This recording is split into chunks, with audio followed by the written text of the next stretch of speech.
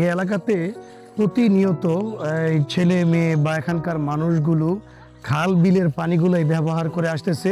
আপনারা পানির জন্য প্রতিদিন কি ধরনের সমস্যার মুখোমুখি হন? ভাই আমাদের এদিক দিয়ে বিশুদ্ধ কোনো পানি নাই। তো এখন আমরা অনেক দূর খাল বিলে থেকে পানি আনি, এই পানিটা দিয়া সবকিছুই করি। আমাদের এই জনজীবনে বিশুদ্ধ পানির জন্য অনেক প্রভাব। কারণ ওই যে নদীতে এখন পানি আছে, কস্তুরি ফেনা দানা হইলে যে পানি শুদ্ধ না, পরিষ্কার না, গোলা পানি। এ পানি খাইতে খাইতে কেউই বাবা আমরা একটা ব্যবস্থা করে দেয় না। প্রত্যাশা বিশুদ্ধ পানি যদি যদি আপনার আমরা দেন তাহলে আমরা ভালো হয় আর কি। আমরা খালে বা পুকুরে গোসল করি। খালে বিলে যখন গোসল করো তোমাদের কোনো সমস্যা হয়? যে গুছ গাছ খায় এমনি চুলকাই, এরকমই গোটাগাটি হয়।